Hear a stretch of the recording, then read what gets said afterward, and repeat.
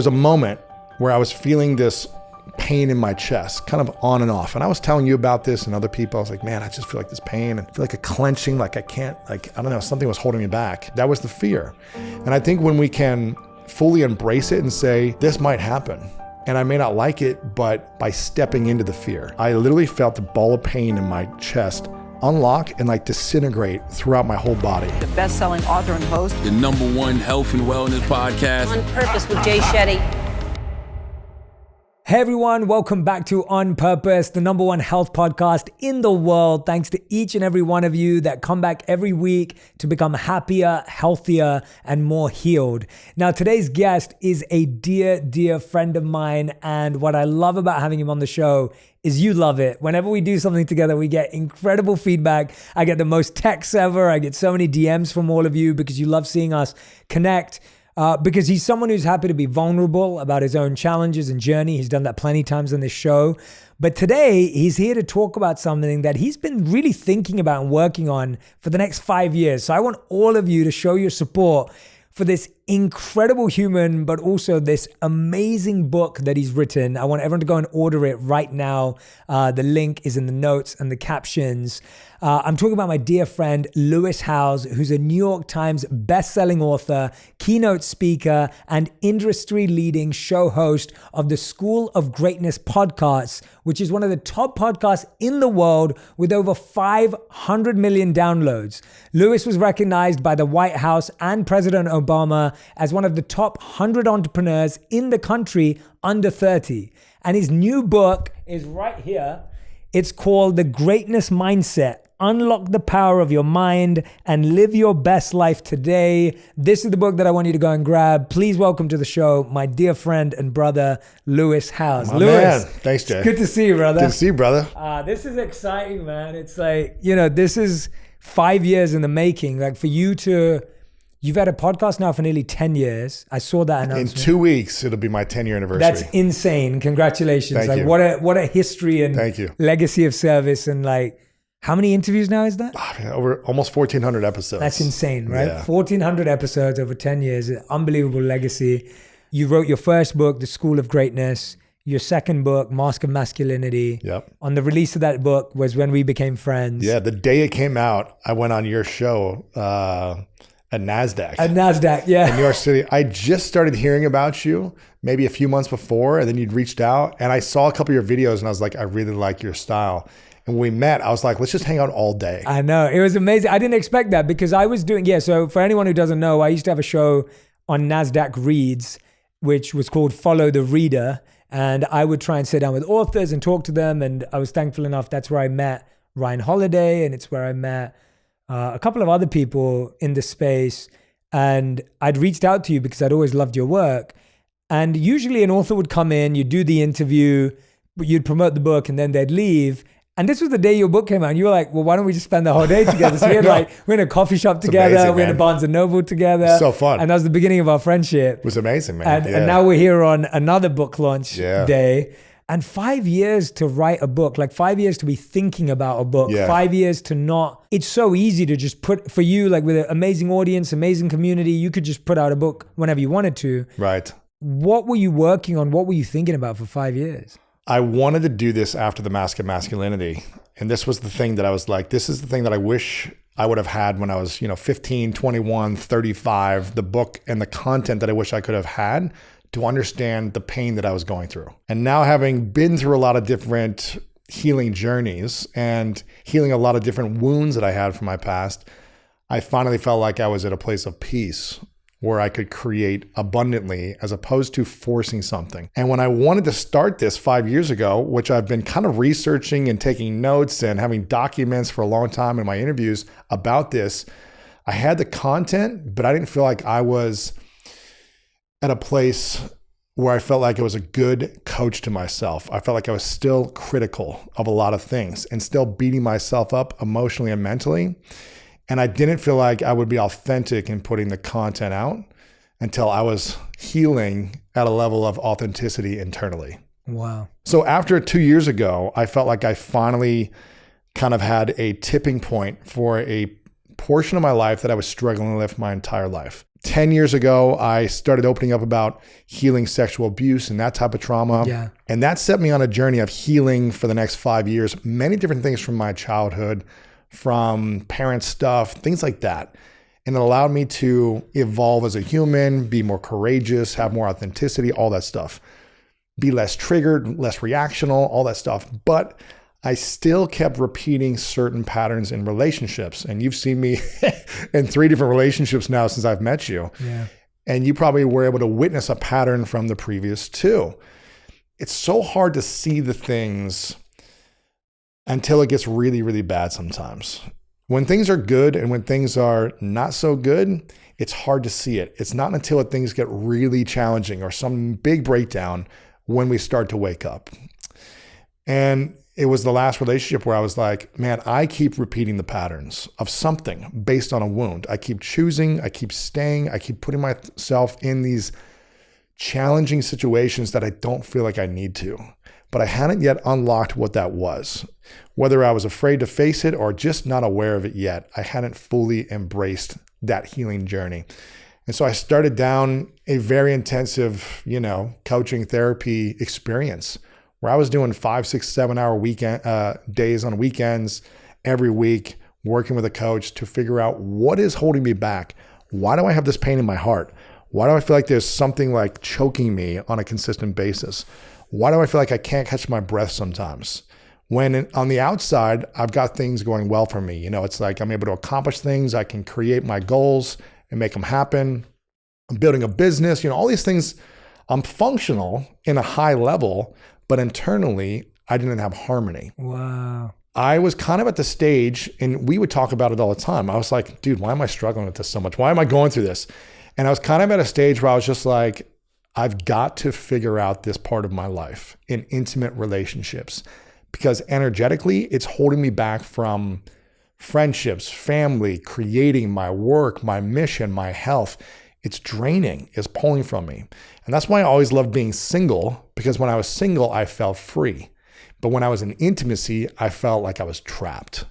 So I had to go down the journey of really healing a lot of the different emotional wounds from childhood that put me in the programming of feeling trapped and feeling really like I had to abandon myself for someone to love me.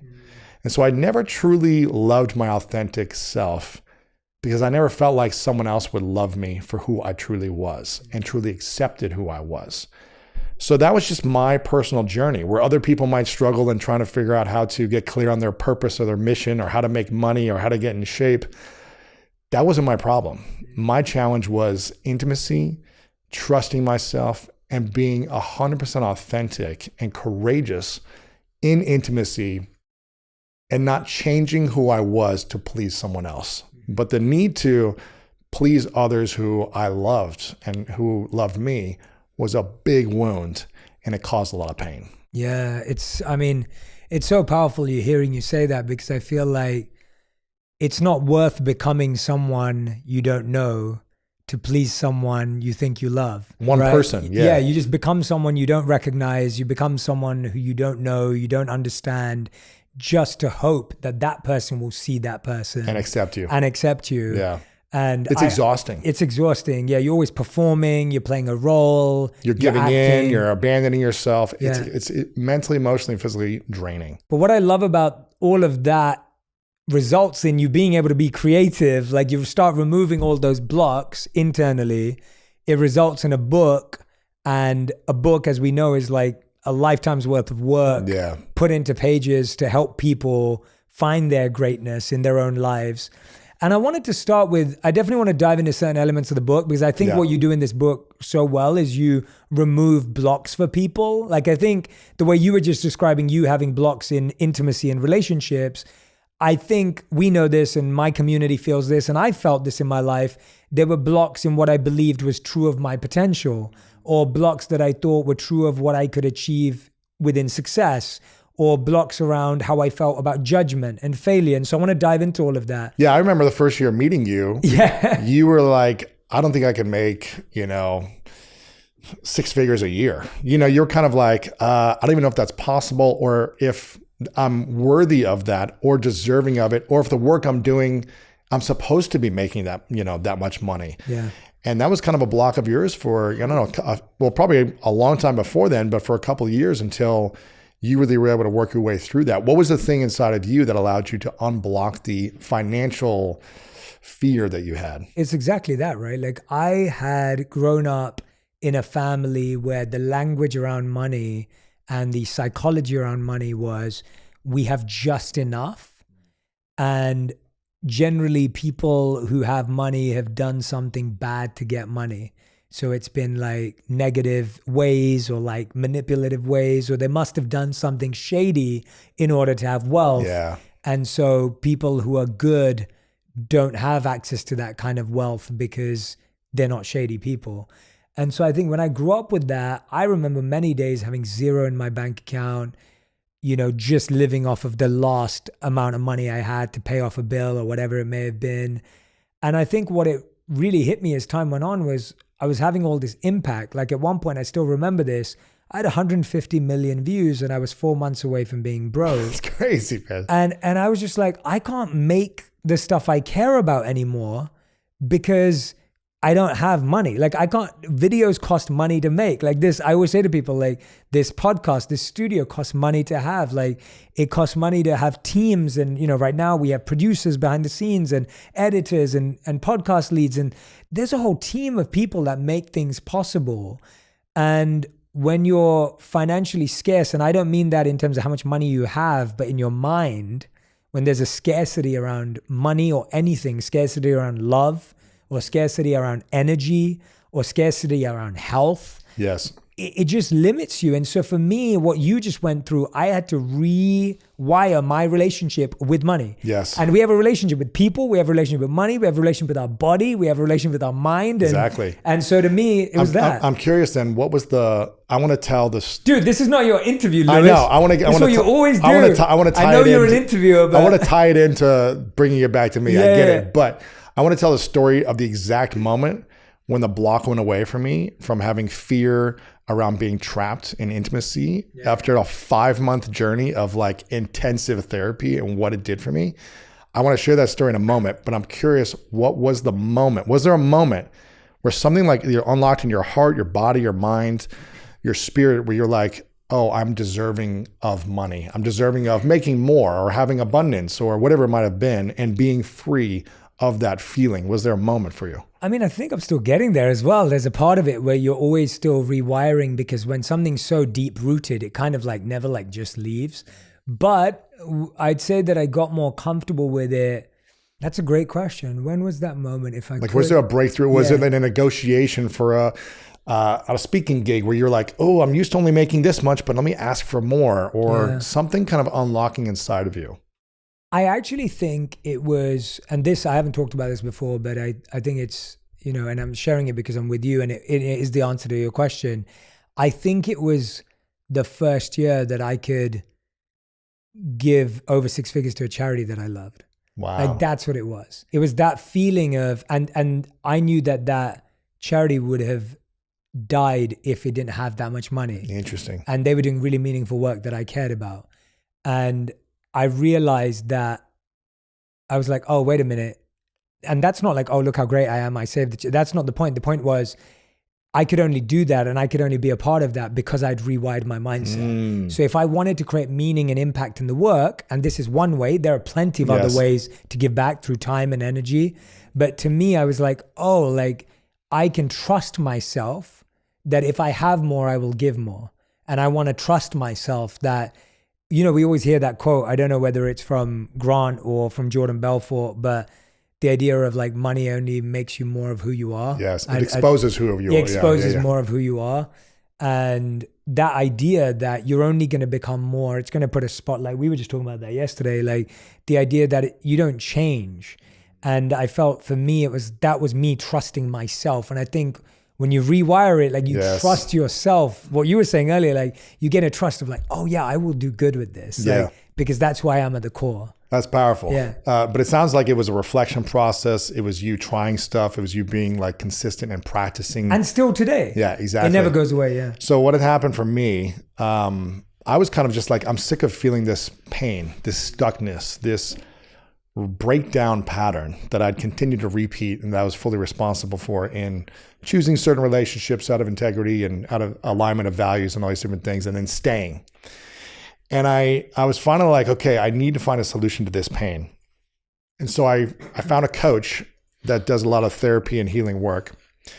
And I just said, I'm going to invest in 6 months. I'm going to pay in advance, and I'm going to commit to my intention of finding the solution. And I'm going to do the work. And I think that's step one, is being like clear of your intention that you want to find a solution to whatever's causing you any type of pain or stuckness in any area of your life. Then I went all in on just being as real and authentic and vulnerable as possible. And I remember there was a weekend after about 3.5, maybe 4 months, where I went away, and I was not with my partner at the time, but I was with a different group of friends. And I felt free in this weekend, and I felt seen and accepted for who I was. I felt celebrated for who I was. And I wasn't really feeling that in the relationship. And I remember being like, man, this is the type of life I want to experience consistently, where I can be myself authentically around the people I care about, and I'm accepted. But I wasn't feeling accepted in this relationship. And it's because I was willing to abandon myself over and over to try to create peace. I was trying to buy peace. You can't buy peace. You've got to own it. You've got to become it.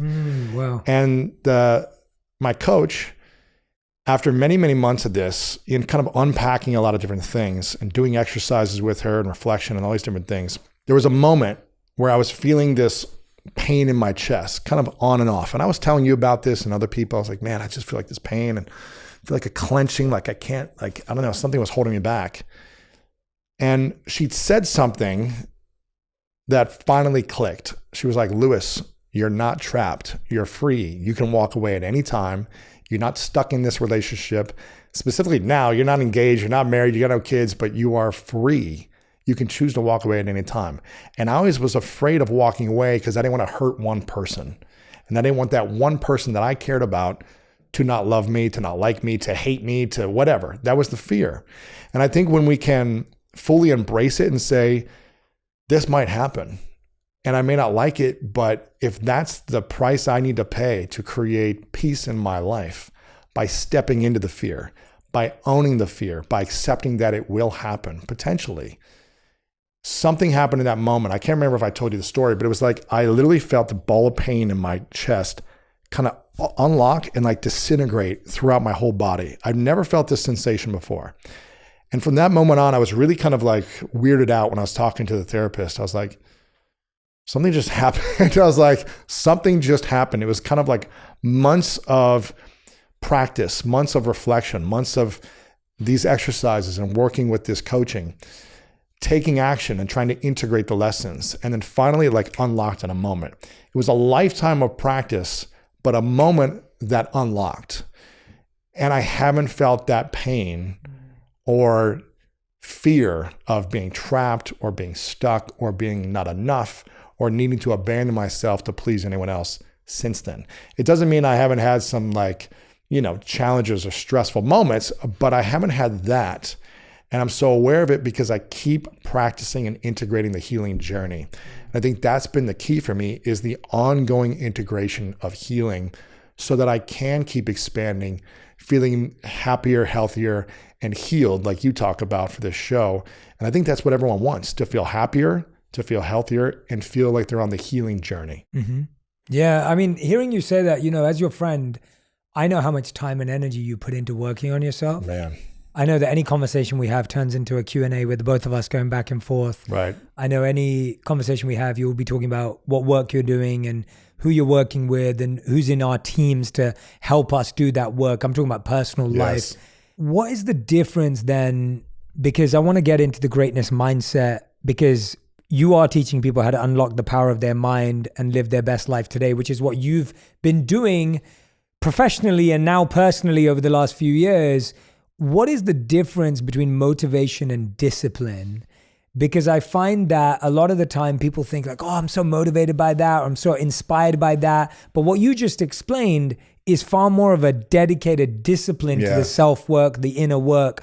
Talk to me about the difference between those two, and where do we find them? Mm-hmm. I think motivation is for people that don't have a meaningful mission. Discipline is for people that are clear on their identity of who they want to become and the mission that they have that is meaningful for them, not only for them, but for those around them. And when I was growing up, I wanted to be successful. That was kind of the goal and the mindset is how can I become successful? How can I accomplish my goals as an athlete? How can I be a pro athlete? How can I make money? How can I get, awards and all these different things? For whatever reason, that's what I thought of is I wanted to be successful. When I turned 30 and started realizing how big of an ego I actually had and how selfish I actually was in life. And I was a fun-loving guy, but my intentions were more for me to look good, for me to win, for me to be successful, for me. And this is one of the reasons why I love you so much, because your mission is about service. I started to realize at 30 that success was selfish and greatness was really about service, right? Greatness was not about just me. It was about having an intention of a dream that I might have, but including others in the dream. Where success is more about accomplishing goals and dreams for just you and not as much thinking about others. Maybe others are included, but the intention is really like, how do I look good? How do I get this award and make this money and get this credibility? And that's why 10 years ago, I said, I have to completely shift my identity. And it was an unwinding of like 30 years of programming. So I had to shift the identity from, okay, and I love that you always talk about collaboration over competition. I was all competition, right? And there's healthy competition in like sports and things like that. But in the game of life, we've got to be collaborators. We've got to be thinking about we instead of me if we want to go far. If we want to go fast, that quote, you can. What is the quote? If you want to go fast, go alone. If you want to go far, go together, something like that. That's it, yeah. And if you want to go fast, you can do it on your own quickly, but it won't take you far and you typically burn out. Motivation, I believe, is for people that want only success.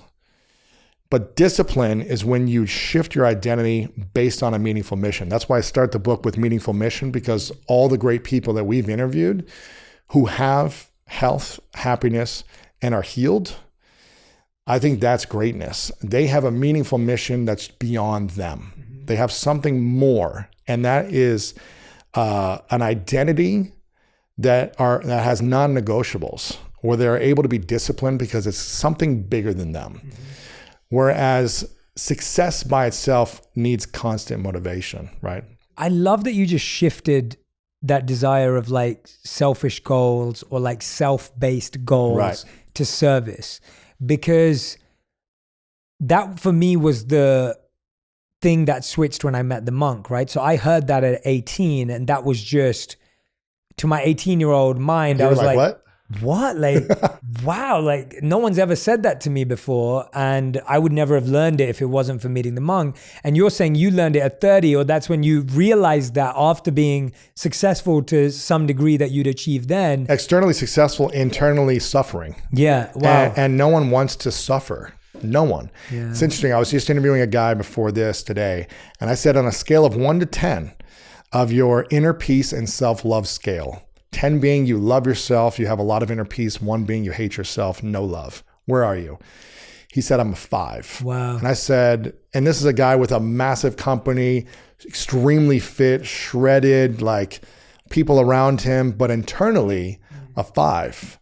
And it goes back to what you talked about. I love the intro, which is happy, healthy, and healed. Yeah. Healing, which is, I said, why do you think you're a 5? And he said, I haven't dealt with the inner stuff. I've dealt with the mental side of discipline and structure and organization and working hard and grinding. But the emotional side of healing your heart, I believe, is the game. Yeah. It doesn't matter how shredded you are, how wealthy you are, how successful you are, how many cars you have. If your inner emotional state is suffering, you are losing. And when your inner emotional state is at peace and focused on service, it doesn't have to be changing the world, but service to the people in your life, that's when you are successful. A lot of people though will say, well, Lewis, I don't have anything to serve with, So shouldn't I want success first and then I'll find service because I don't have my meaningful mission. I don't have any money. I don't have access. I don't have a platform. Shouldn't I aim to get a platform first and then serve through it? How do you think about that? And I mean, you served for many years before you got your platform, and then you built your platform after really kind of figuring out who you were, your identity after leaving the monkhood, right? You started to figure out what did you want. And I think there's a period of time, a season of life where we have to try a lot of different things and figure out what do we really love? What are our passions? Where our talents lie in with our power, and then what is the problem we're looking to solve? So it's the 3 Ps. And you can ask yourself, so the 3 Ps are passion, the power that you have, right, and the problem you're looking to solve. I love that. So I give a lot of prompts and questions in the book around the 3 Ps where you kind of figure out your sweet spot of what could I be doing? So the passions are, and a lot of people say, I've heard a lot of people say, don't follow your passion. I don't agree with that. I think you should be thinking about what are you most curious about? What excites you?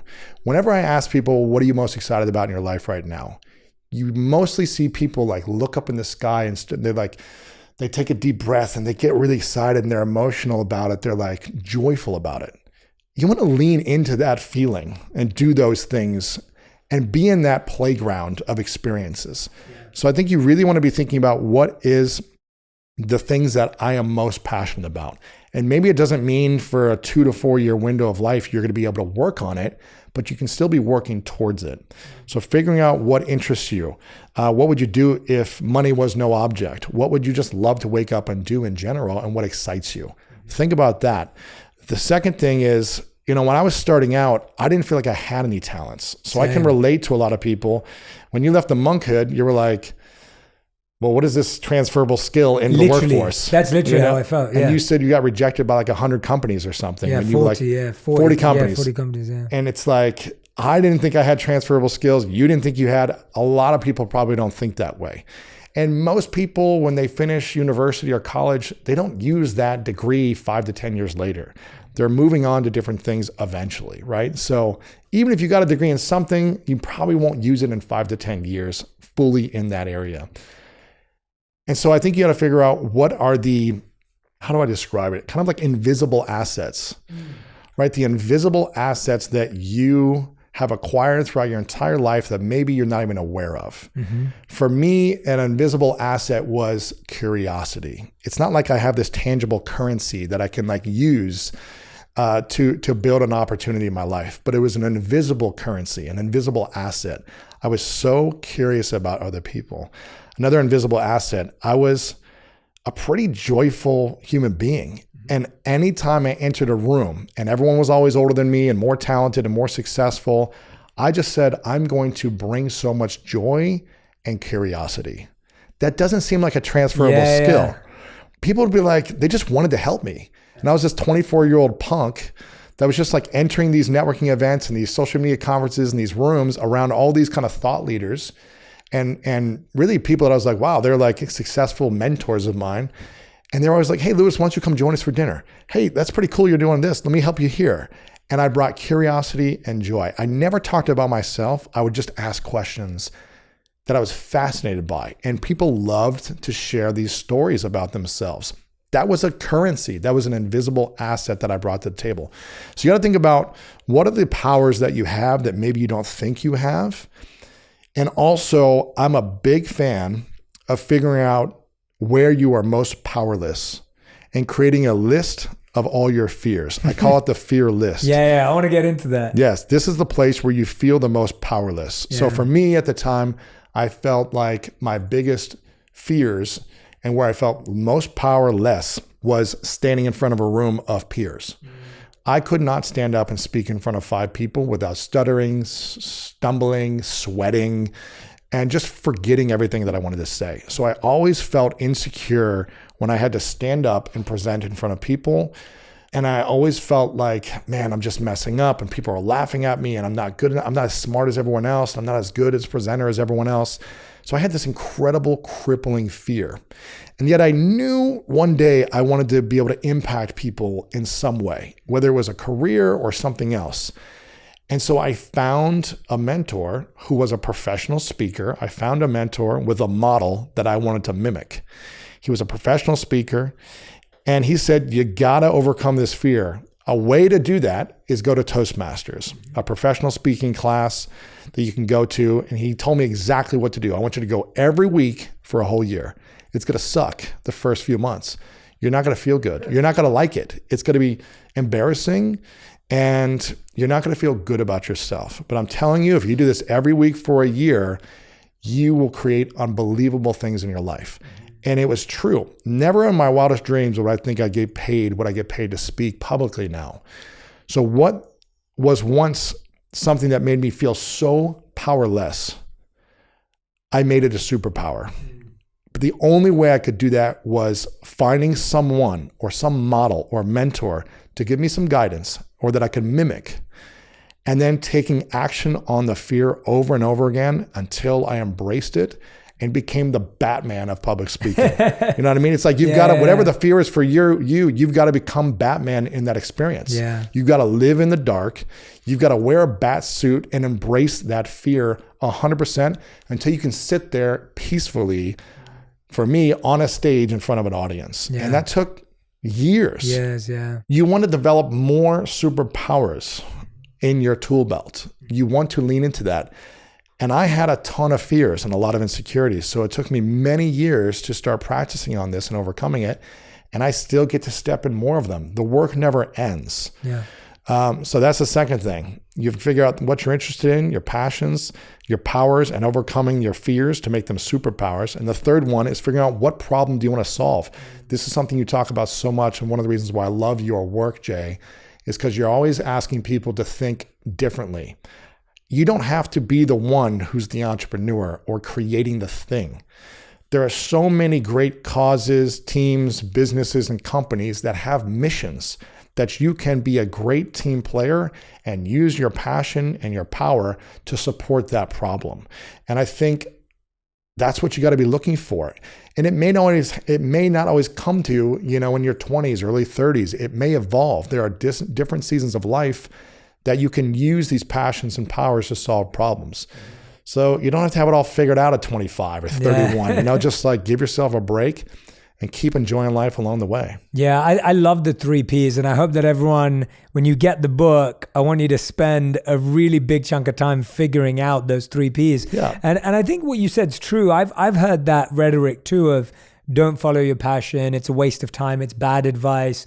And I think what people get confused is your passion with doing what you like all the time every day.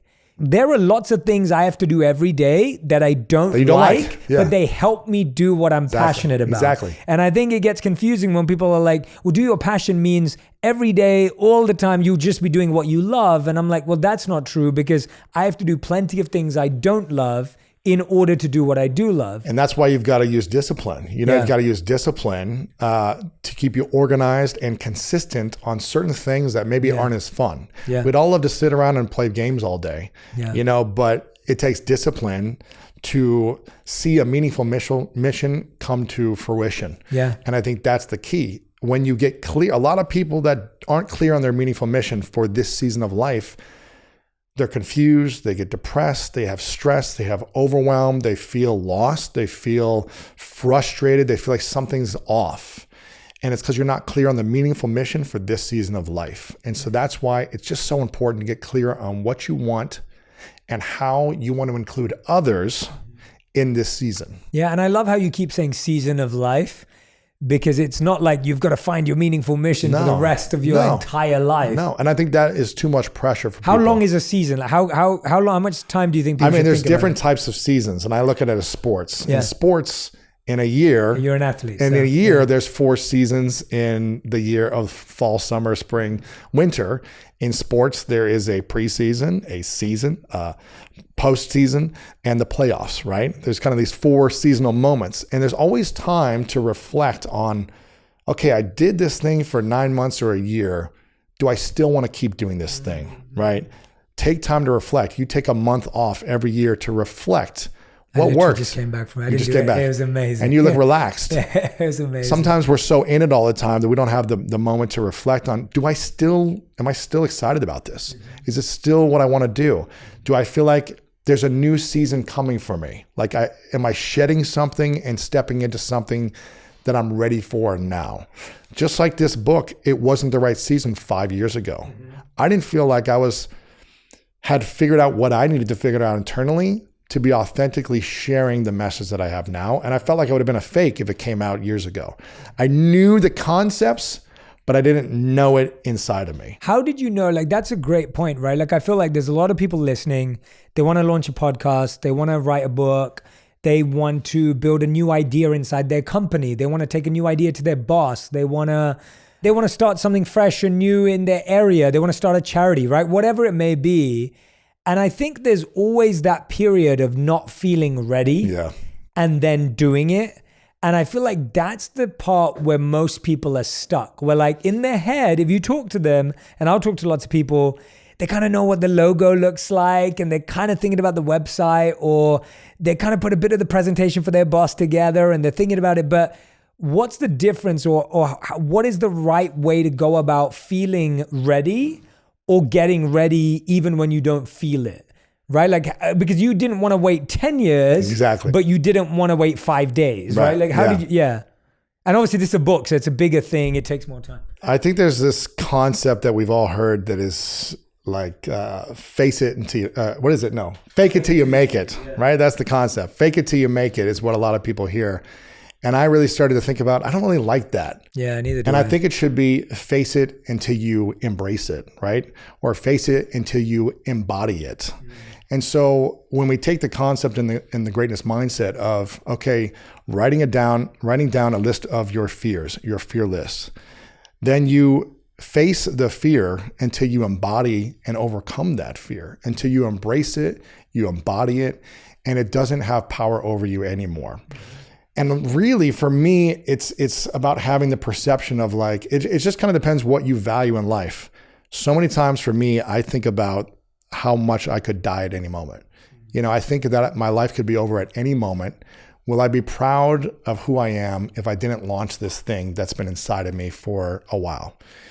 I knew on this, I didn't have the fear of writing a book, right? That wasn't a fear of mine, where a lot of people, they have a book idea for 10 or 20 years and they just never launched the thing. Yeah. That wasn't my fear. My fear was being, like, inauthentic to who I was and being, I don't know, is it a liar, or just not feeling like, okay, something was off inside of me. I don't want to put something out there. And so I knew, okay, I know this book is going to be my best work ever, but I don't feel like I'm the right messenger yet to put it out there. So what do I need to face until I can embrace the person I want to be able to put this out there? Got it. And that to me was, after 2.5 years of researching this book and taking tons of notes and interviewing experts, and me checking in with me at the end of every year, being like, why am I still talking about wanting to write this book, but not having the courage? That's when the therapy and the coaching sessions and diving in deep into my wounds and the emotional traumas, I was like, I need to face this part of me that I'm still afraid of. That was the thing on my fear list that I had resisted for decades. And when I faced it and felt like, wow, I'm actually able to feel healing. I'm actually able to feel calm around this situation in my life. In other areas, I felt calm, but not this situation. I'm actually been facing it consistently every week and doing the work emotionally, revealing myself and exercising and coaching and getting feedback and all that stuff. Then when I felt freedom internally, that's when I was able to create and launch. Yeah, that's a great insight. I think a lot of us are hoping that our fear will just go away, or like you said, we just try and fake it and then it doesn't feel right or it doesn't align with us. And really what you're saying is you have to face the fear. There's no other way. There's not like a different route, or there's not a different pathway. And you can't analyze the fear. Yes. You know Right. what I mean? You can't just figure out. I understand the concept. You've got to experience it. Yeah, and internally. that's scary. Horrifying. Yeah, it's horrifying. Yeah, it's It's something that held me back for decades, and it's what causes us as human beings to repeat the same patterns of familiarity. Yeah. We get stuck in patterns that are familiar, even when we know it's not right. Yeah. This is why you hear so many people, specifically women, who say, on my wedding day, I knew it wasn't right. Like I knew something was off when like 3, 4, 5 years later, they got divorced. And you ask them, did you ever think something was off? They were like, on my wedding day, I had a feeling, but I was afraid. I was afraid to let people down. Everyone was already there. The invitations were sent. We had already put the down deposit down. I didn't want to ruffle feathers, and I thought maybe we'd just try to make it work. A lot of us have that fear of letting others down. And that's the thing that holds a lot of people back. Yeah. And I love it in the book because you break down the 4 fears that we all experience. So I want to just give people three main fears. Yes. Failure, success, judgment. Three main fears. I want to just touch on them because I think that these top 3 fears are really well articulated, and I've experienced all of them. So I want to reflect on them myself too. So I remember when I was thinking about, like you said, so I'd been doing what I do today. I've been doing it now for 17 years, 7 years online, 10 years offline. And the 10 years that it was offline, there were no followers, there was no courses, there was no business aspect to it. It was just service, and it was me learning and me sharing my passion with 5 to 10 people that would show up, or 50 people that would show up. And when I finally realized that I wanted it to reach more people, and that was a internal calling I had, that I didn't want to live in a world where only 5 to 10 people had access to these ideas, because these ideas changed my life. And I felt, wait a minute, I met a monk. That's a very specific experience. Not everyone's going to go through something like that. So how do we speed that experience up for more people? I was scared of failure because I was looking at... Why were you scared of failure? Because I was looking at social media, and I was looking at content, and I was looking at things people were doing, and I was scared about what my friends would say. Yes. I was scared about me uploading something, it not getting views, it getting criticism, or getting like people in the comment section saying, oh, this is trash or whatever. And I was scared of failure. I was scared of no one's going to care, no one's going to watch, and it's not going to matter. And that probably lasted, as I was researching, learning, and thinking, for 2 years, where I felt like that before I actually... You wanted to, but you didn't do it. Exactly. I wanted to in my head. And often at those times, I find that's when you start becoming critical too. So you're kind of looking at what everyone else is doing, and you're finding holes in it because you think you could do it better, or you get kind of like that, and you realize that's not how you want to live either. And so I find often when we're the most inactive or stagnant, that's when we're the most critical 100%. Or judgmental of others who are doing something and trying their best. So I remember feeling... No authors are writing negative reviews on other authors' books. It's just the people who've never written a book who's like, this was the worst book ever, right? Yeah, and it's hard. And so I remember feeling that way, like where, I was starting to notice. I remember even years ago when my friends were really into music, and we'd be like laughing at the rapper on screen or like whoever it may be, and be like, oh, look, he thinks he's got rhymes and we could do better. And it's like, but that guy's actually gone and done it, right? Like that person's doing it. And so, let's talk about that. Because I think the fear of failure, and I love the way you put it into failure, and we'll talk about success and judgment. Fear of failure is the number one thing that blocks us from trying. And that's the part, right? It's not about stops us from succeeding. It stops us from trying. I was trying to figure out what is the thing that holds us back. What are these fears? And it became clear to me that it was failure, success, and judgment. And I didn't understand failure and success personally, but I started to ask people and kind of brainstorm it and workshop it with people. Because for me, as an athlete growing up, I was conditioned that failure is a part of success. Wow. Yeah, that makes sense. So if I wanted success, and the pathway there is failure. Like every day in practice, you fail. You make a mistake. You give the wrong pass. You turn the ball over. You drop the ball. You miss the shot. So I would watch Michael Jordan fail 100 times a game, but still win the game, or whatever it is. It's like miss a ton of shots. And it was never like the worst thing. It was like, I don't want to fail in my sport. I want to be perfect in every play, but I know that this is the path towards success. And it's how I get feedback to get better. So failure was feedback. It was information telling me what I needed to do to improve. So I understand that concept. Success, I also did not understand why people were afraid of success. But as I started touring and speaking and asking people, who here is afraid of failure? Most of the room would raise their hand at some point in their life, they're afraid of failure. And I'd say, how many of you are afraid of success? Thinking everyone wants this. So almost half the room would also raise their hand for success. And I go, but this is the thing people want. So if you want something you're afraid of, why would it come to you? Why would success come to you if you're afraid of it? Why would money come to you if you're afraid of it? Why would love come to you if you are afraid of it?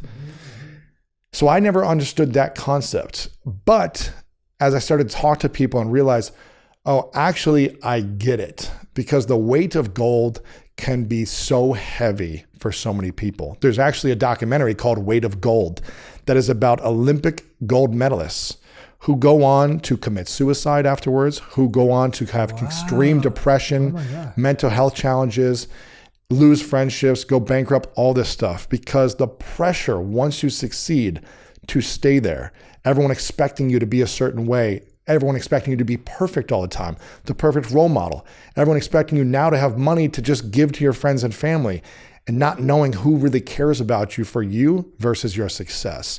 So, and also, it's just a weight that takes a lot of courage to be able to lean into and manage. And I think it's a skill set to understand and manage success. But that's something I always wanted. So I was like, bring it on, I'll take it. The fear for me that has been my kryptonite over the years was judgment and the need for other people to like me, and specifically to matters of the heart and intimacy. And that's why I kept repeating the pattern, because I wasn't afraid to enter a relationship. I wasn't afraid of that. I wasn't afraid of it doing well. I wanted it to do well, but I kept abandoning myself to try to please one person to accept and love me. I was terrified of the judgment, and that crippled me. It was a big, kryptonite in my entire existence until a couple of years ago. And that's the thing. We've got to identify which one of these fears holds us back the most. And again, in the book, I talk about kind of the process of uncovering and unpacking that so that you can have clarity and awareness. You talk about awareness as the key. Once you are aware and clear, then you can create a game plan on how to embrace it, overcome it, and make that fear and insecurity a superpower. Yeah. And I truly think we're just going to have something off inside of us. We're going to be unfulfilled. We're going to be frustrated, disconnected until we figure out what the fear is for us and figuring out how to fully accept ourselves. At the center of all three of these fears is I'm not enough. I am not lovable enough. I'm not smart enough. I'm not good enough. I'm not talented enough. I'm not enough. And when we can finally get to a place where I say I am enough, I can go back to all the different periods of my life that I'm not proud of, that I'm ashamed of, that I'm insecure about, that I hurt people, that other people hurt me, that I haven't forgiven. If I can go back and reconnect with those broken elements of my mindset from the past and create healing and wholeness, then I can accept and love myself today for where I'm at. And that's when everything changes.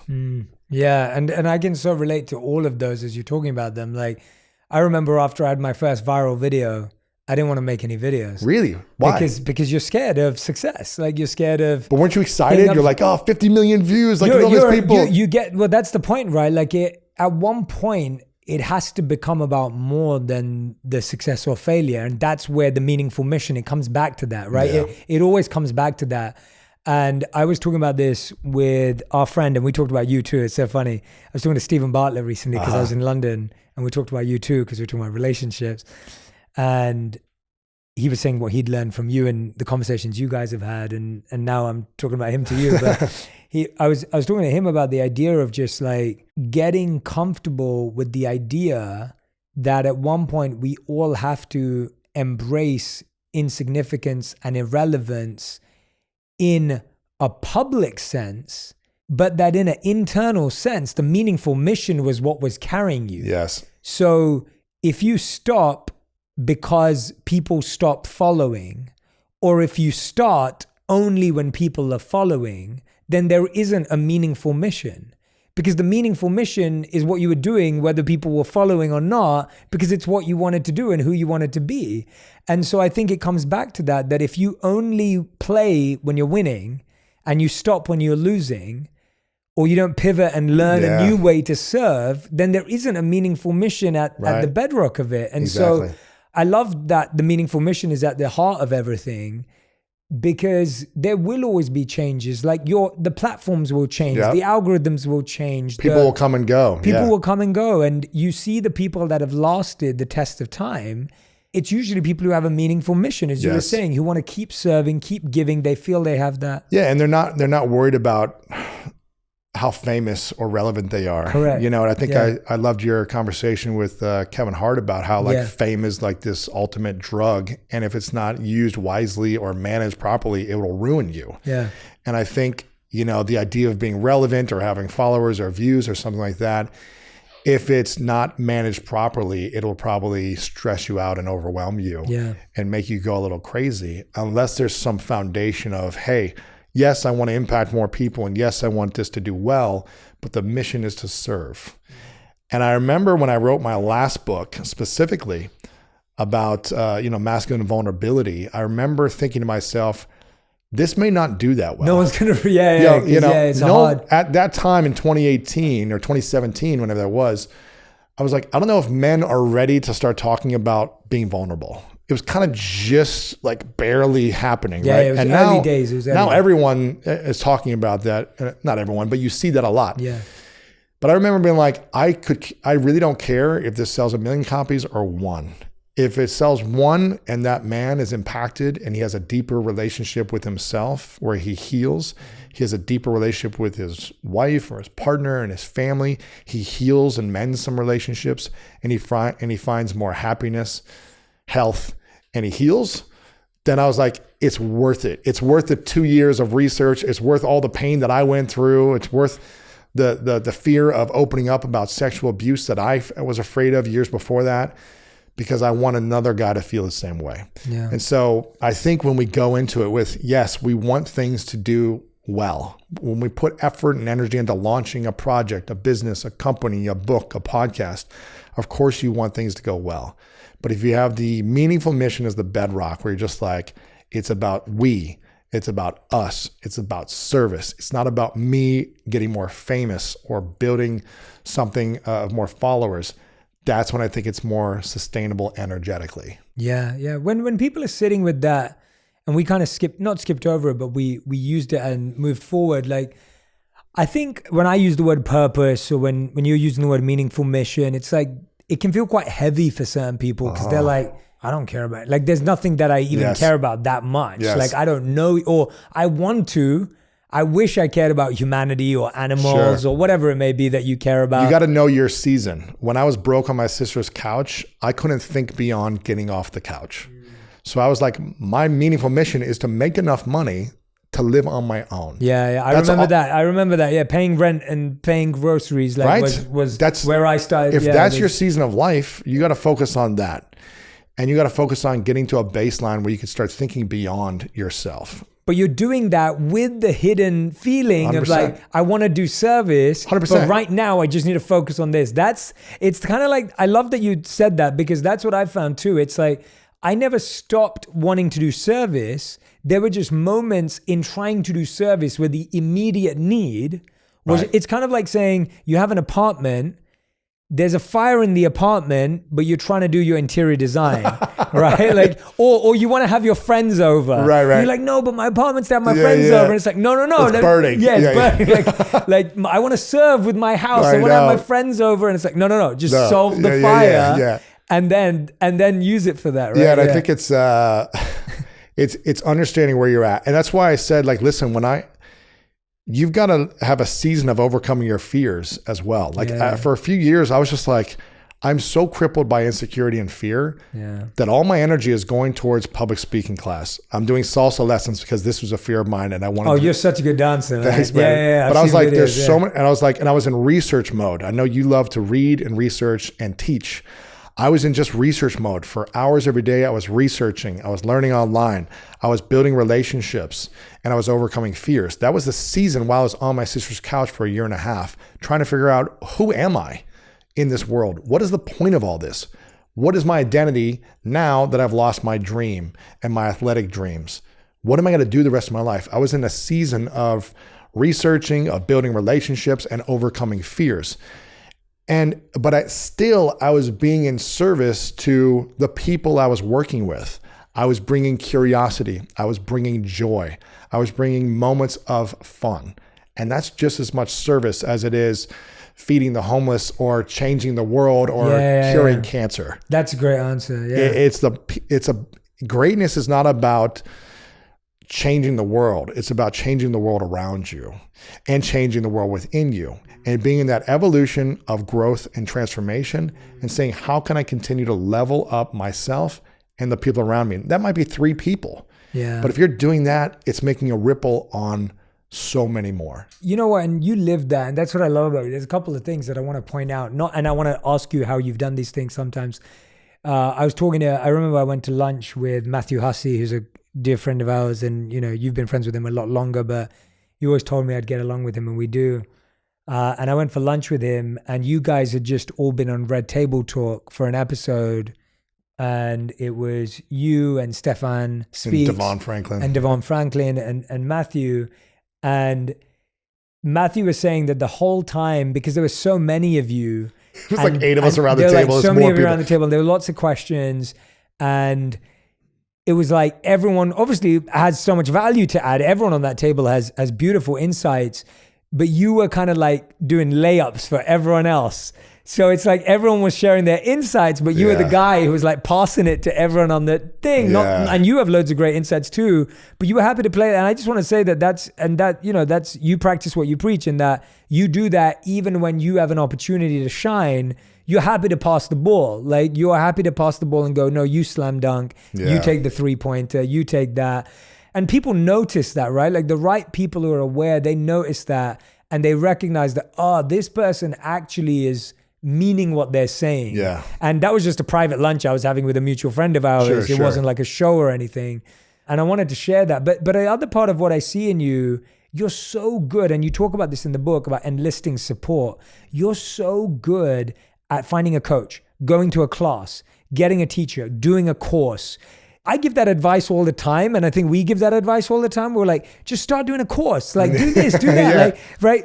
And because it's real, because we've experienced it in our own lives. Like, by the way, I'm only a public speaker because my parents forced me to go to public speaking classes. So I've been to 7 years of 9 hours a week with exams of public speaking training from age 11 to age 18. That's great. So it's courses, right? It's like anything in the world is trained, is learned, is built. And I think we live in a world now where we think, that's a God-given talent, or that, or you don't have it. When you actually start to realize that, the person you think that can dance, they might have had some cool skills. I could not dance. You could not dance at all. But not. now, like when I see you, when I've seen video and stuff, I'm like, you're a great dancer, right? And I think people could say the same for speaking, business. You've talked Writing, about dyslexia. everything. Like so many things. So let's talk a bit about that, because I do think that education and training are the pathway to transformation and growth. Reading a book is that crossing the line. Like I was saying to someone yesterday that I have this habit where I look at what my block is every season almost, using your language, and I will go and find books, interviews, and podcasts on that problem. Yes. And so I was in so many bookstores over Christmas because I love bookshops. Me too.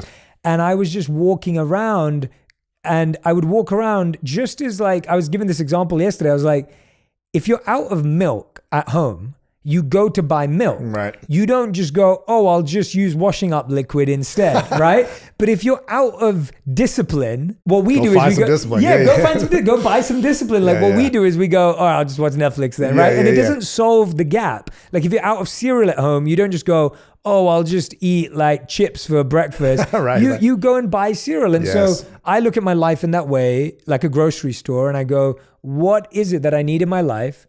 okay, maybe right now I need to become a better leader. Okay, maybe right now I need to become a better husband. Right now I need to become a better interviewer, whatever it may be. And then I'll go and look for that.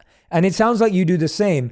How have you found the ability to, a couple of things. The first thing is find good classes and coaches and mentors, because I think a lot of people struggle with knowing, like, do I trust this? Do I not?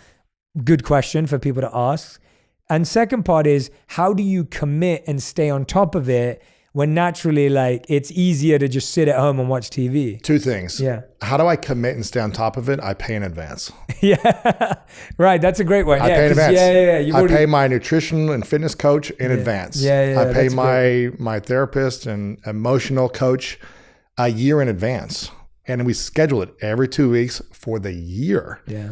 So I've got money invested. I've got time and calendar organized, committed. Yeah. So it's not like, oh, I'll pay you every week when I come. We'll see when the meeting gets set up. It's not one class at a time. It's a block of time in advance. It takes time to learn. Forced discipline, yeah. Forced discipline. And when you're invested in it, you pay more attention to it. As our friend Dean Graziosi says, he says, you pay attention to what you pay for, right? And you'll pay more attention when you pay more money, typically. I'm not saying you need to spend tons of money. A lot of things that I've gotten from free mentorship, whether it be people just giving me time, me learning from podcasts, books, videos, courses, things like that, that were free and available online. But I've always seen accelerated results when I invest in something. When I invest in something, and I know I've got to do a period of time to complete it. That's number one. Number two, and how do I find them?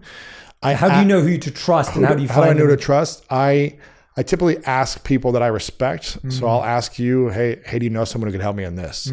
So I trust and respect you. If you have a referral, then I'll probably trust that person, or at least I'll jump on a call. But otherwise, it's, you can find a lot of people online and see what they're creating, how their energy is, their vibe, and things like that. You can consume some of their information.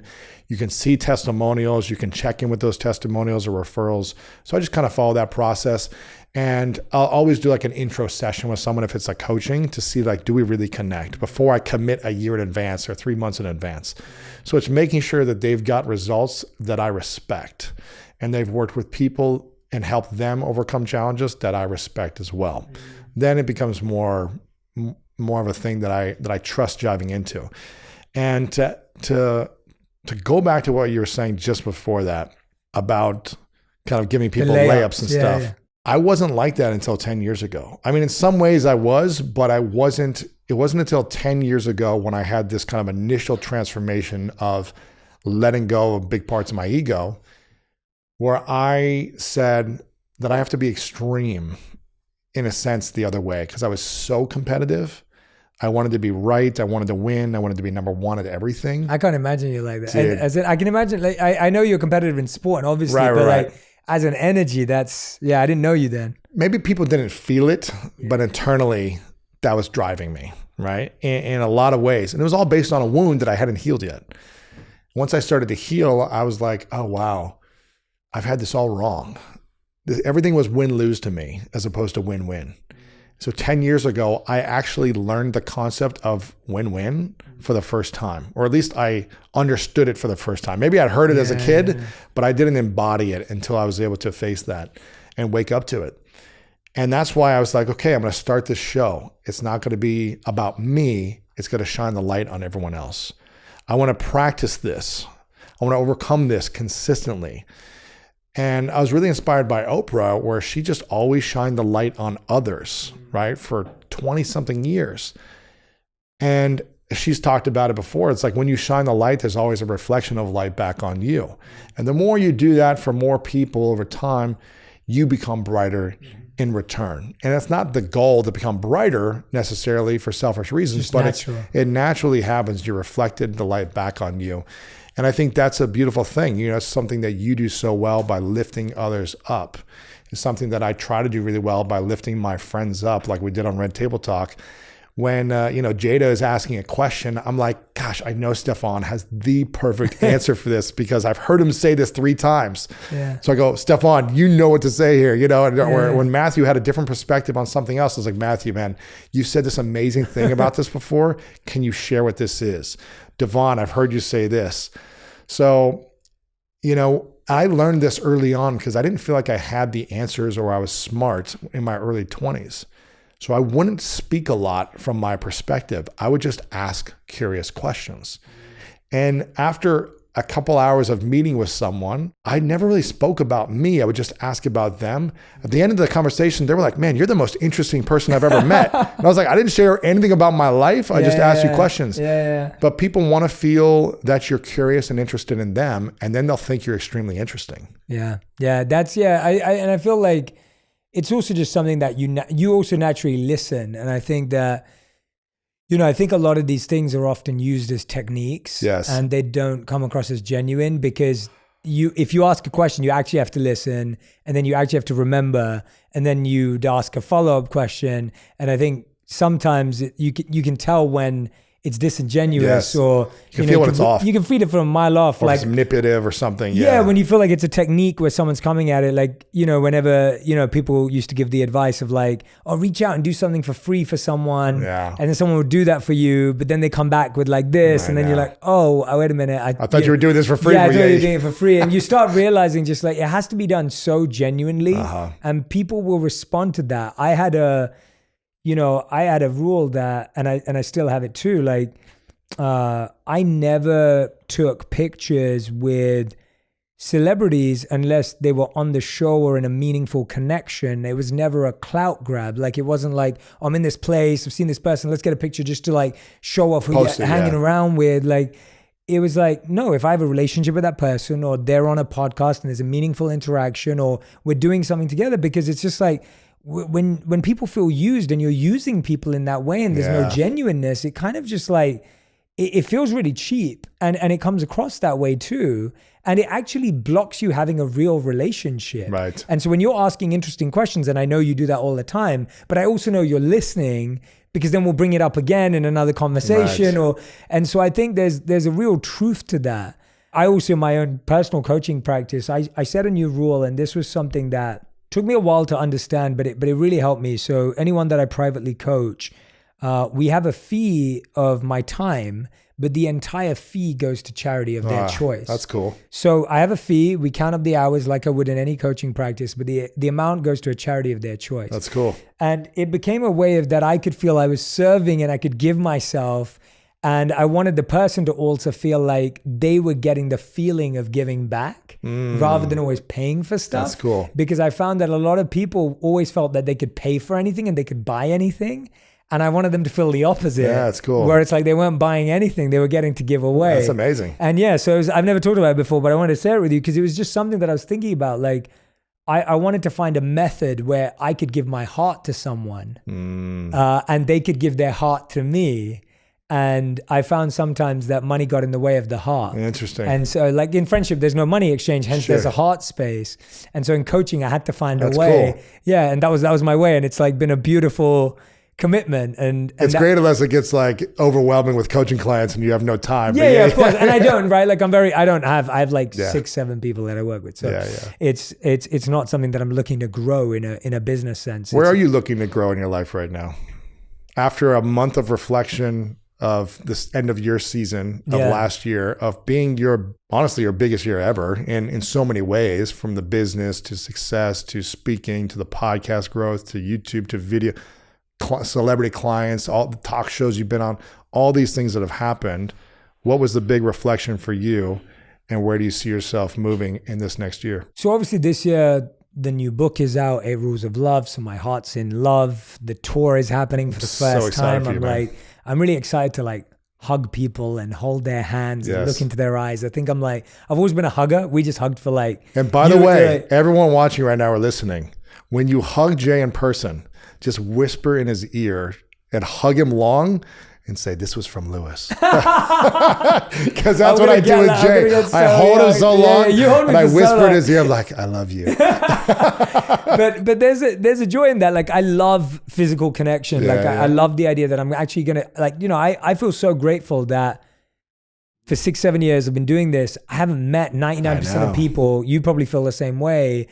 And I just I feel so grateful, and I want to kind of like outpour all of that on stage to everyone who's going to be there, because there's so much gratitude built up in me that I haven't been able to, me saying it in a microphone doesn't do it justice.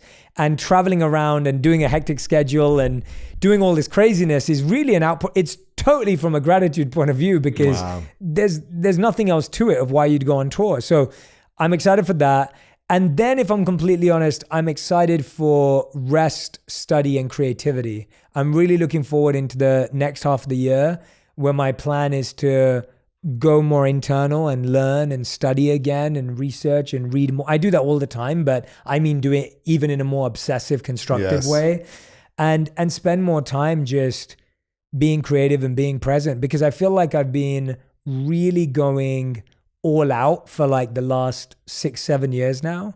And it's been so meaningful and powerful and beautiful.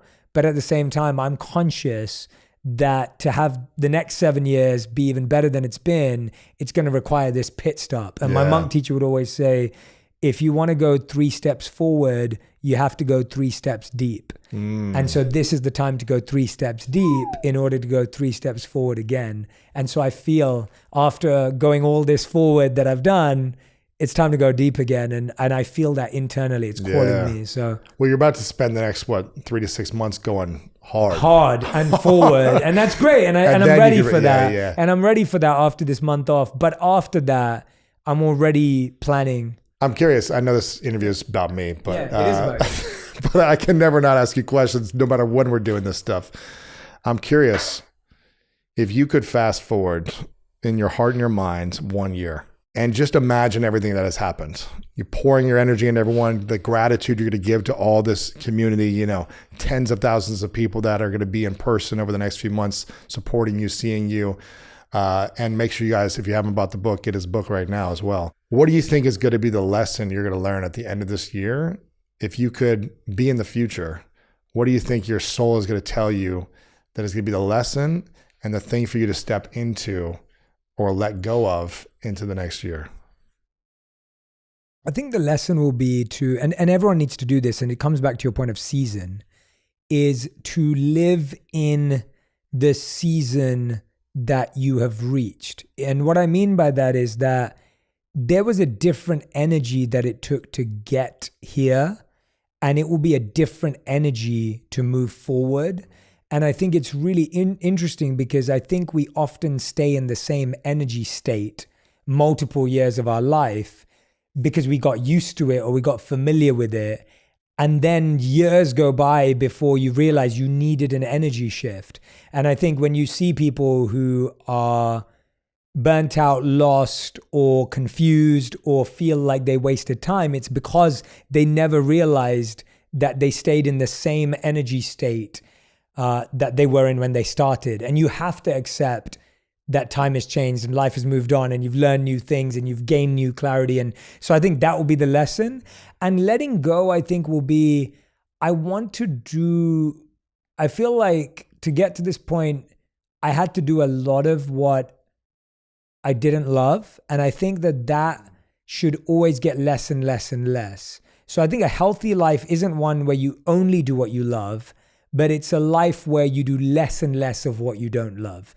And so I feel like my life's always moving in that direction. And I think in a year from now, I have all the clarity and all the opportunity to start afresh, as opposed to continuing to just exist in the world of repeating what's been done. Yeah. If that makes sense. It's good insight. Your future self is wise. Yeah. Hopefully. And now I've got to live up to it. No, it's good. Well, this is a beautiful question. It's good you make me vocalize, and I hope everyone's getting to see how good Lewis is at what he does and what he does for himself too. No, the question like that's great because it gives me something to live up to that I aspire for, right? And it reminds me of that Matthew McConaughey speech. Yeah, 10 years out. I love Chasing that my speech. hero 10 years away. Yeah. And it's just like, it's the Oscar speech. If anyone doesn't know, Dallas Buyers Club, he won the Oscar for Best Actor, and he gives one of the best speeches of all time, in my opinion. And yeah, it's that idea of just, it gives you something to chase, which is yours. It's you. It's not chasing and I love that, right? And I think the question you just asked is the question you're asking yourself, which is why your life is going in the right direction. Because the question isn't, where do you want to be in a year? What do you want to achieve? Because that starts to set, there's usefulness in that. I'm not saying it's not useful, but the internal question's far more gratifying. So Yeah, and you've given me something to chase and pursue. It's awesome to have goals and dreams. But I think what's more important is focusing on the person you become on a consistent basis to create those dreams. And also being so proud and at peace of who you've become, even if the dreams don't come true. And there's been a lot of things that I've chased after where the dreams didn't come true. Yeah. But the life was a dream come true. Who I got So to powerful. meet, what I got to experience, what I overcame, the lessons I learned, the memories I created. Certain dreams didn't come true, but it was a dream come true. Totally. And I love that. I love that so much. That's such a powerful statement. And it's so true. Like I have so many projects that haven't worked out. It didn't work out. So many pitches. Even we went to some pitches together that you'd set up for me that didn't work out. But the network I built through that relationship building, the connections Who I became, built, who I became, what you like the learned. skills I had to learn. Like There's so many, there was a lot of things. I'll give an example. There was a lot of goals that I accomplished as an athlete that I was extremely proud of. And I was like, man, I set an intention for this goal 10 years prior and I made it happen. But there were certain goals, like I wanted to be an Olympic athlete, right? And for 8.5 years, I played with the USA national team. And I never made the Olympics, right? And I haven't played with the team for about 3 years, since right before the pandemic. And I could look back and say, I spent 8.5 years of my life sacrificing, committing, dedicated, disciplined, traveling the world, spending time, money and energy, playing a game to represent the USA to try to make the Olympics. And I failed it and I fell short. Or I can look at it as, man, what a life journey and experience I got to have for 8.5 years. I have so many great friends, memories. I traveled the world wearing USA across my chest, getting to play against Olympians as a 35, 6, 7-year-old. I was like, I didn't accomplish the dream, but it was still a dream come true. And I think when we look back on things that didn't work out, but find the meaning and the memory and the magic in those experiences, it's still an incredibly beautiful life. the meaning, the memory, and the magic. I love that. I love that because often we look for meaning, but you're so right, the memory and the magic. Lewis, how's everyone? Lewis, that was special, man. That was Thanks, brother. really beautiful. Appreciate I want it, man. everyone who's listening and watching right now to go and grab a copy of this book, The Greatness Mindset, Unlock the Power of Your Mind and Live Your Best Life Today. It's available right now. If you're listening to this episode, make sure you go grab it. Where would you like them to get it from, apart from obviously Barnes & Noble, Amazon? Anyway, yeah, Amazon, Barnes & Noble, wherever. Yeah. Perfect. Yeah, make sure you go grab a copy. The audiobook as well is Yes. in Lewis's voice. Yes. Lewis reads Yes. the audio. Yes. So make sure you go and grab the audio if you like listening to books as well, because I know so many of you are audio listeners. And follow Lewis on YouTube. Subscribe to his podcast, The School of Greatness, and follow him on Instagram, on TikTok, on Twitter, on every single social media platform that you use. As you saw today, Lewis practices what he preaches and also what he shares is highly life-changing. So make sure you go and grab it. I appreciate it, man. And real quick, before you finish it, I appreciate you talking about the book. And I want to give a call to action to people. Yeah, please. If you're going to buy my book, which I'm deeply grateful for, I want to see if you haven't bought Jay's book yet, make sure to buy both of us at the same time. Take a screenshot. I love that. And tag both of us on Instagram, letting us know that you got both books at the same time. That'd be so cool. That'll be awesome. I love that. And I I'm wanna sure see that. I'm sure we'll reshare some of those on Instagram. Yeah, I'd love to. Yeah. Buy it on Amazon, take a screenshot, or if you got them both in your hands, do that. Put it on Instagram for us to see, and we'll share both of those out. I love it. I love it. Lewis, thank you so much. Thanks, man. brother. Appreciate so you, grateful, man. Brother. So grateful. If you love this episode, you'll love my interview with Kobe Bryant on how to be strategic and obsessive to find your purpose.